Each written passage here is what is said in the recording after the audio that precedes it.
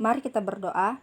Tuhan Yesus yang baik, kami bersyukur untuk setiap berkat yang indah yang kami rasakan. Terlebih berkat nafas kehidupan yang masih Engkau curahkan bagi kami.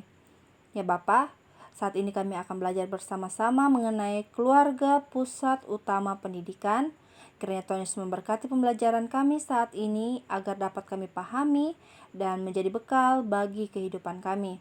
Dalam nama Tuhan Yesus Kristus, kami berdoa. Amin.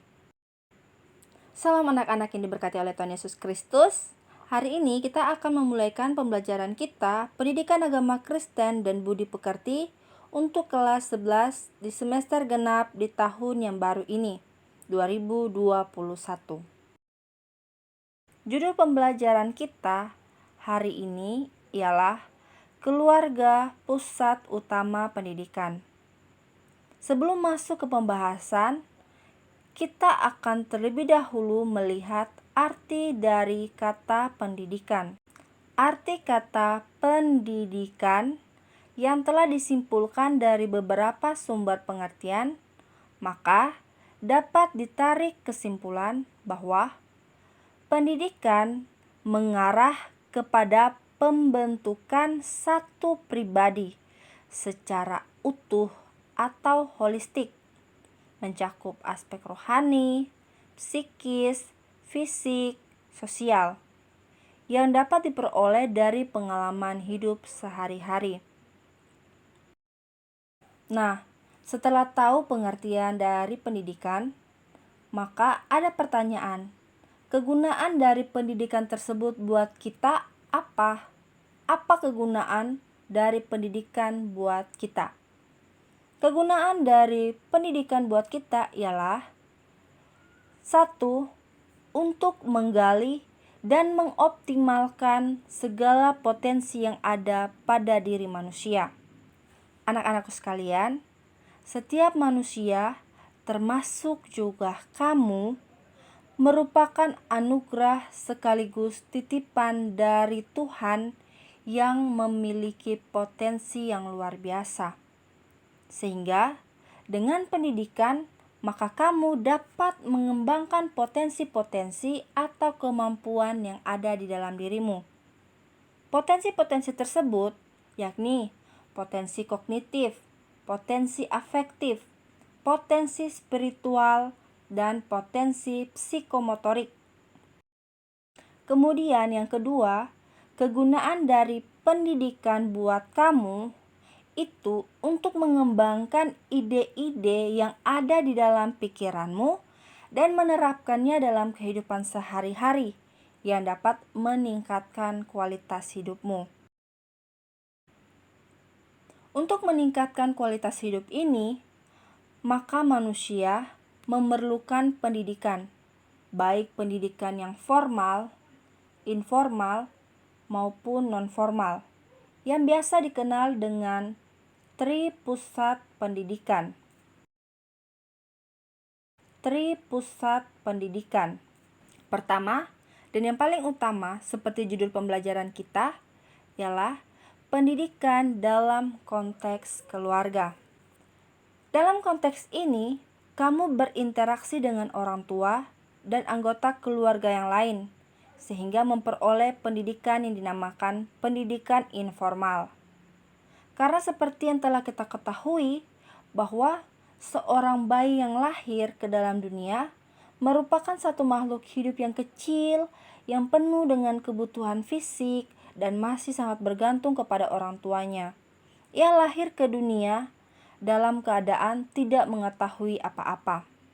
Maka dari itu, peran orang tua atau keluarga tidak hanya sebatas melahirkan, kemudian memenuhi kebutuhan sandang, pangan, dan papan, tetapi juga memberikan pendidikan yang baik bagi anak-anaknya.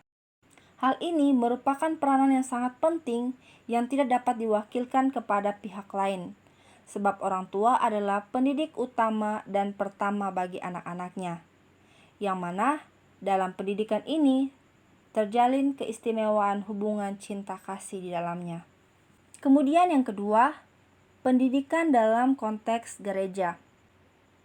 Dalam pendidikan konteks gereja, maka kamu akan berinteraksi dengan seluruh anggota gereja yang berbeda secara umur, tingkat sosial, maupun budaya.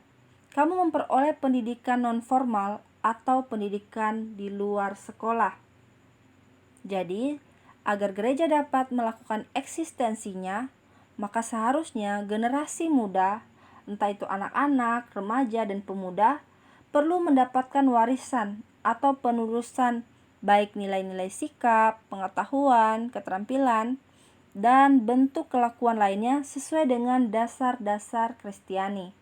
Oleh karena itu, sebenarnya kamu perlu terlibat dan menjadi aktivis gereja agar bisa mengembangkan kepribadianmu dengan sehat secara rohani.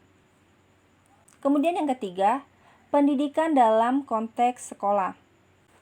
Dalam konteks sekolah, kamu memperoleh pendidikan formal, artinya terprogram dan terjabarkan dengan tetap, yang berupa pengetahuan, nilai-nilai, keterampilan, maupun sikap terhadap mata pelajaran. Di sini, kamu dapat berinteraksi dengan lingkungan yang lebih luas bersama teman-teman sebayamu. Aspek-aspek penting yang mempengaruhi perkembangan kamu di sekolah dapat berupa bahan-bahan pengajaran, teman, dan sahabat, guru, serta para pegawai dalam sekolah tersebut. Sekolah adalah sebuah lembaga yang dirancang untuk pembelajaran peserta didik di bawah pengawasan guru.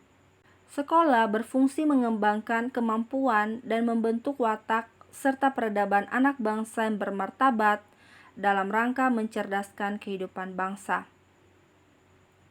Sekolah juga bertujuan untuk mengembangkan potensi peserta didik agar menjadi manusia yang beriman dan bertakwa kepada Tuhan Yang Maha Esa, berakhlak mulia, sehat, berilmu, cakap, kreatif, mandiri, dan menjadi warga negara yang bertanggung jawab.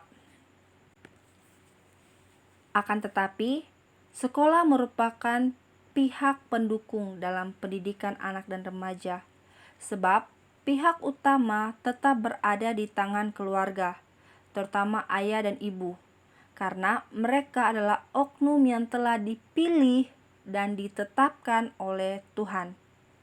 Tidak bisa dipungkiri, pendidikan anak merupakan tantangan yang berat bagi orang tua. Namun, hal tersebut merupakan tugas mulia, karena orang tua adalah pendidik utama dan pertama bagi anaknya sendiri.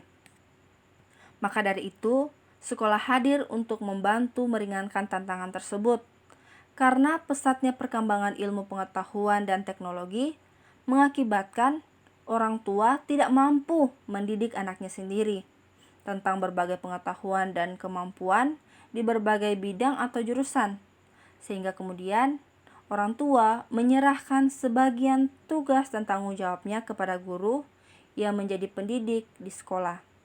Akan tetapi, sekali lagi, keluarga tetap menjadi pusat utama dan terutama bagi pendidikan seorang anak. Mengapa pendidikan dalam keluarga menjadi yang utama dan pertama sangat ditekankan? Jawabannya ada dalam Kitab Ulangan 6 ayat 7. Jadi sekarang, tugasnya ialah baca dan pahami Ulangan 6 ayat 7.